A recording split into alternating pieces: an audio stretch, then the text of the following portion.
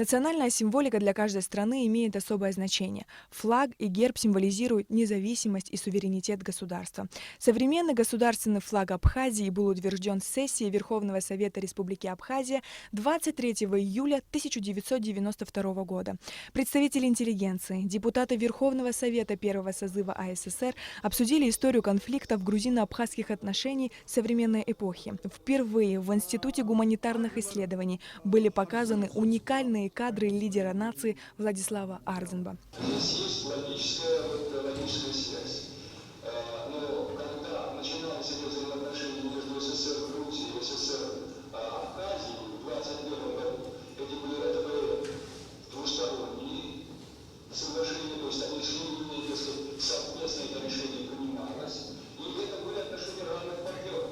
23 число, которое мы отмечаем как День флага, это величайшее событие. Но задается вопрос, флаг какого государства мы тогда приняли?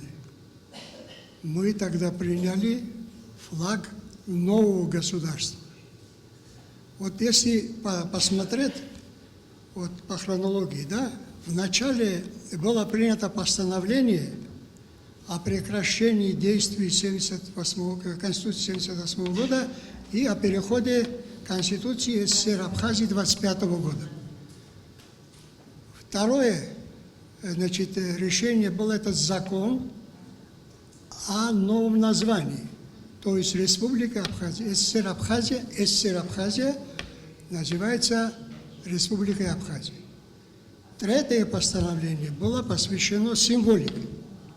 И четвертое постановление было посвящено, о взаимоотношениях, о договорных отношениях между Грузией и Абхазией. Профессор Абхазского государственного университета Станислав Лакоба напомнил, в каких тяжелых условиях принимали государственную символику, как этому противостояли грузинские власти и их сторонники в Верховном Совете АССР.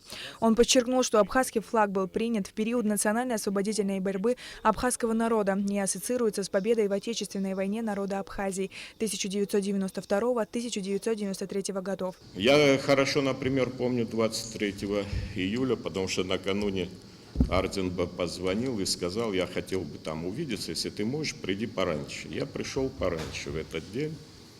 Вот. Ну, он вышел, отозвал меня, и мы так в коридоре коротко поговорили.